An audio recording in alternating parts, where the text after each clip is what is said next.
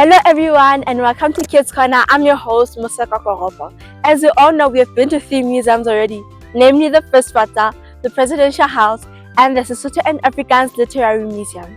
As we continue, today we are here at the National Women's Memorial and War Museum. This building tells us a painful story of women and children who died during the Anglo-Boer War in 1899 to 1902. The monument was also built in 1913 to remind people of the women and children who died in the British concentration camps and in the South African War in 1899 till 1902. Before we go and meet Mr. Mosia, let us take a tour on the grounds first. First, we're going to start here by the Achterreërs.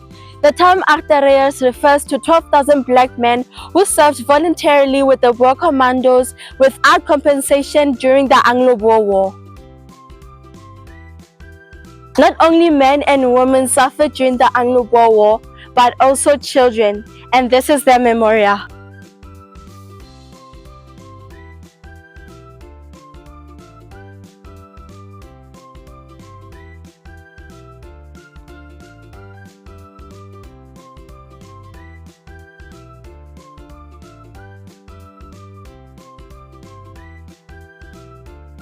We are here at the Garden of Remembrance for all the women and children who died in the concentration camps and in the fields during the South African War. This map shows all the concentration camps throughout South Africa. These names are written in honor for more than 51,000 black and white women and children who died in the concentration camps during the South African War.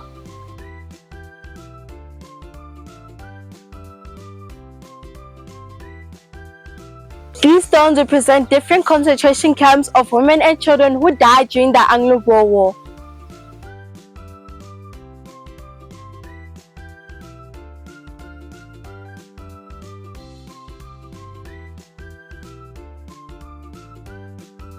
Hello guys, this is our tour guide for today, Mr. Mosia. Good morning, sir. How are you, Mosa? Welcome to our museum. Thank you, sir. What should we expect from this museum?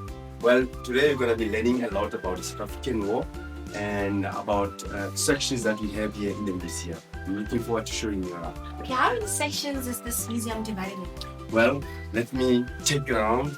I've got Solplanki Hall, I've got General Defense Hall, and I also got Computer Hall. Once I lead you inside, you'll be able to see different sections in the museum. Guys, this is our tour guide that give us a tour around the museum. Shall we continue? Please follow me.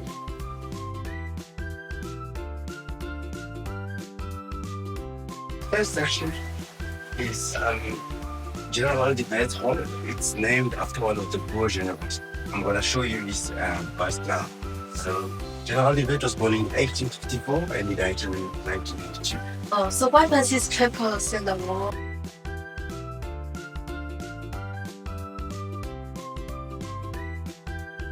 He was one of the best Boer generals.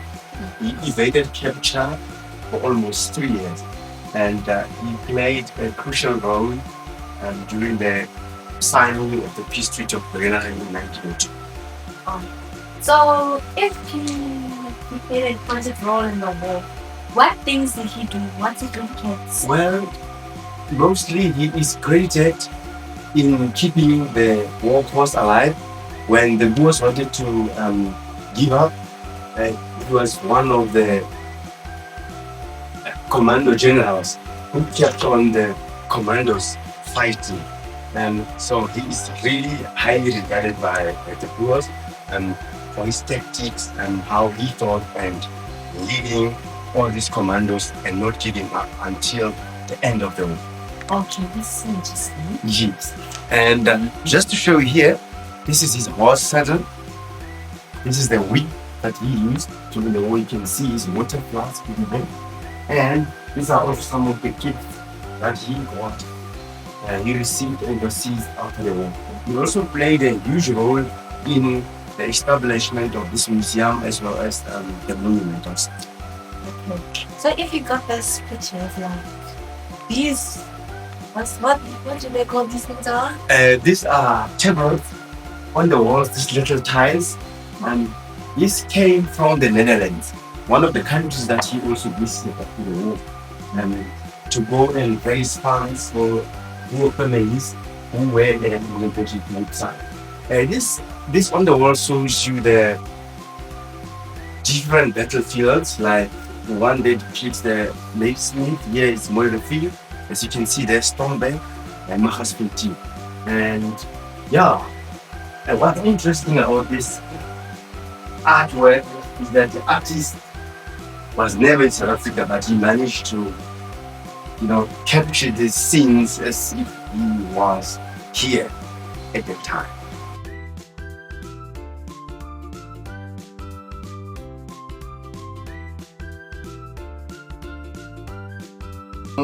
The importance of this table on 31 May 1899, there was a conference which was held here in Bloemfontein at the train station. Now, this is where the Boer General, the President Kruger, sat on his chair, and you had Lord Milner on the side.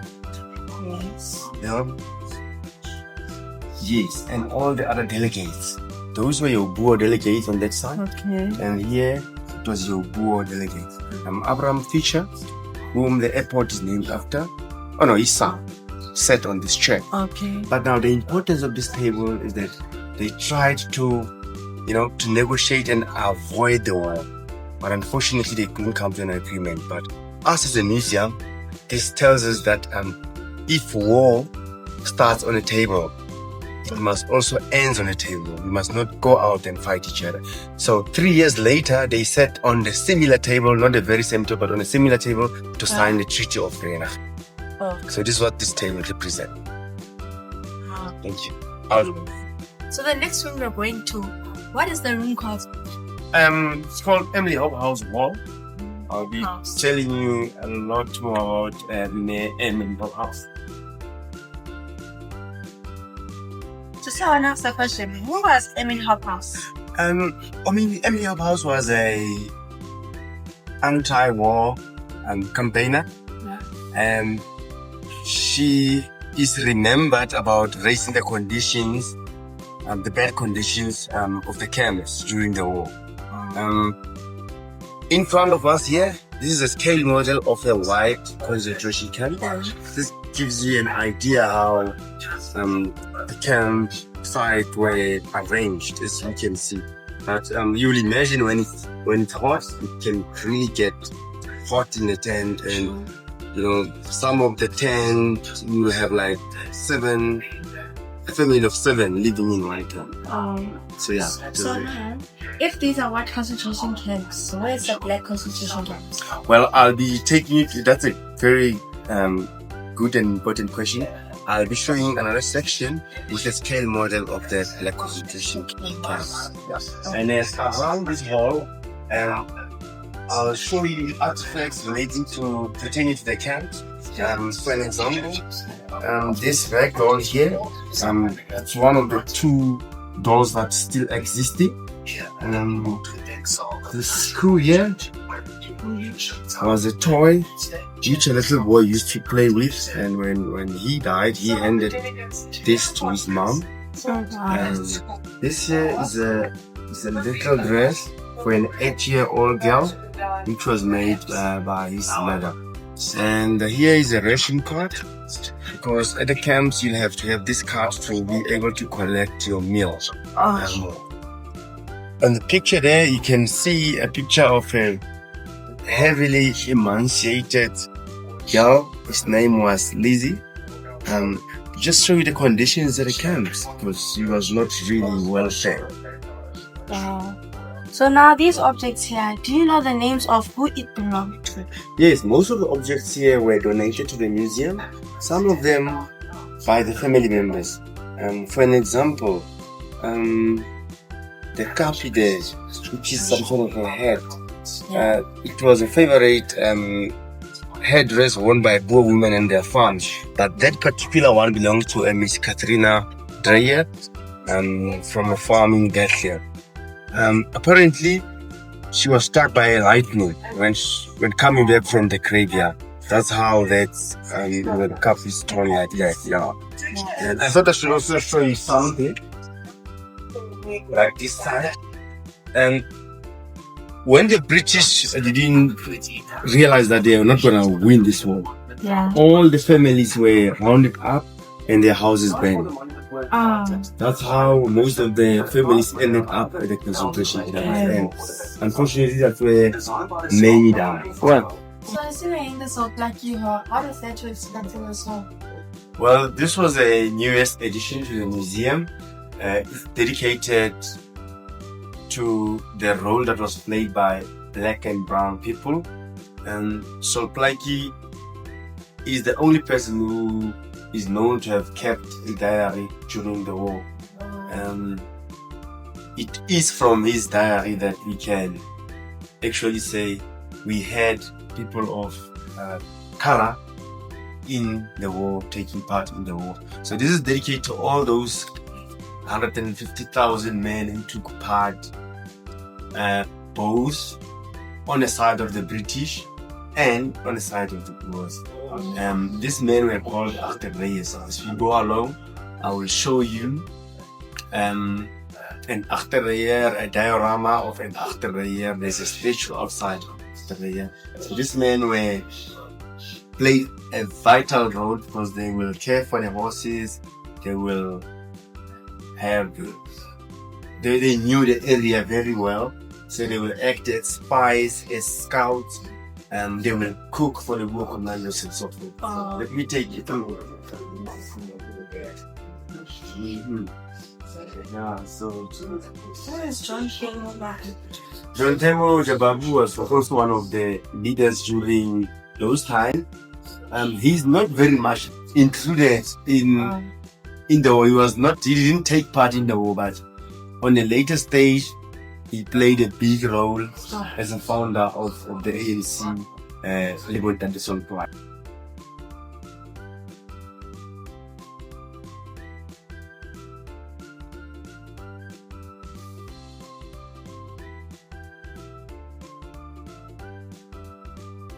Just to give you an idea, when the war was declared in Joburg, many mine workers were stranded in Johannesburg, and some of them had to march from Johannesburg to Durban on foot.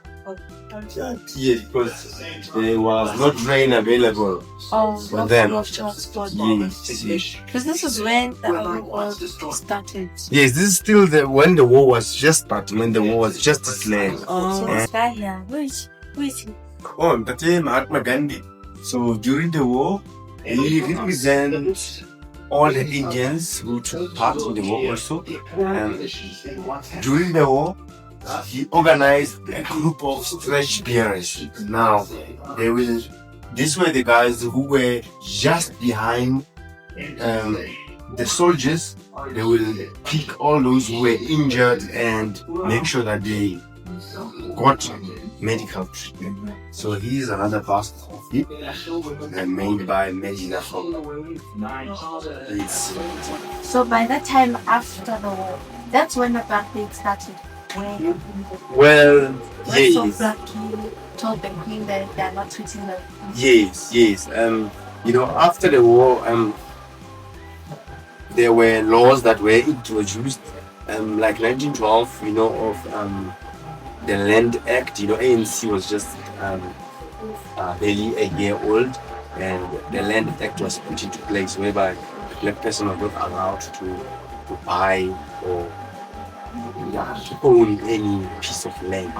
And that's where Montete Solplaki came together and established this party today. But also they wanted to be represented, they wanted to vote, they wanted to be part of the new dispensation. Unfortunately, it wasn't to be until 1994. Wow. So the ANC, so it has been here for like a really long time. Yes, a very, very long time. And ANC was founded here at this little church here, the Western Church. That's right in the middle of Bloemfontein. And it is today a World Heritage Site. Yes. Is it actually what happened? It's just a painting of it. Well, I am particularly fond of this painting, so by Gerrit Hatting. It's just when we see this picture, it just takes you back to 1976, Hector Peterson. But this particular one just takes you back to the times of the war. Like he's trying also to show you that he's trying to reenact the scenes.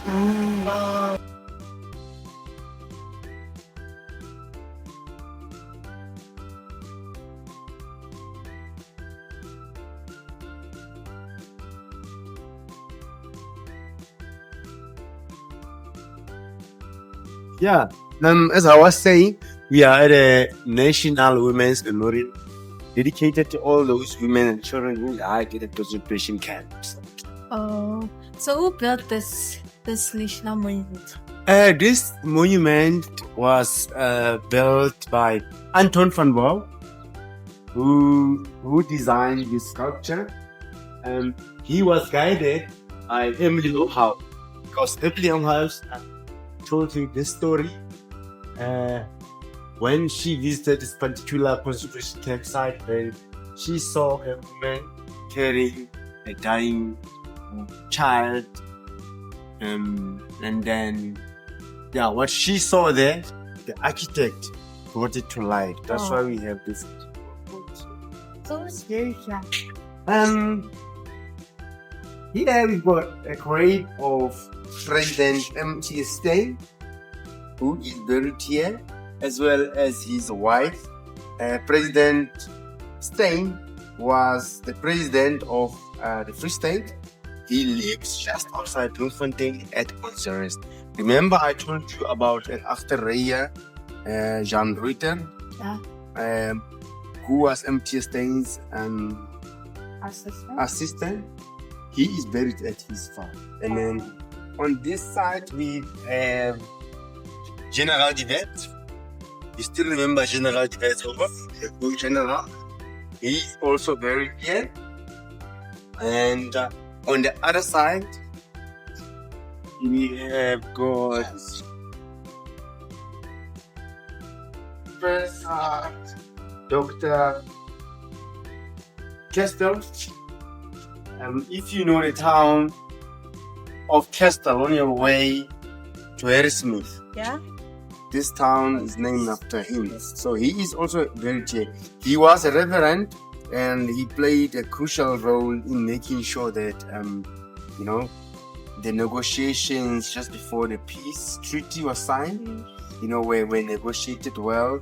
He was a very religious person, as you can say, and he also kept the Boers motivated through the reading of Bibles. He conducted sermons on the phone.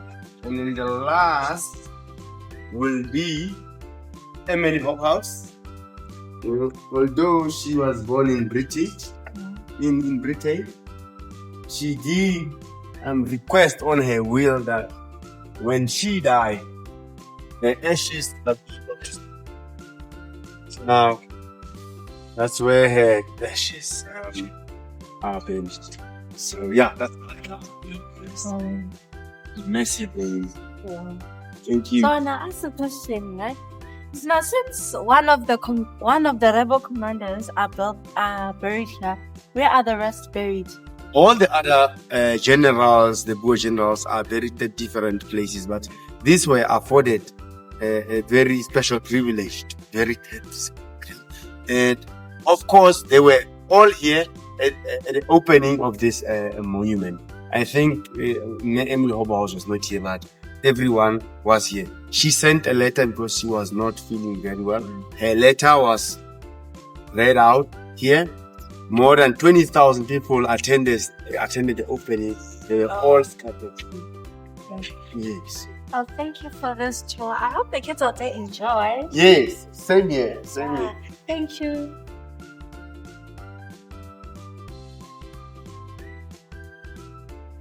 Thank you everyone for tuning in, and I hope you stay tuned for the next upcoming episodes. Don't forget to like, share and subscribe.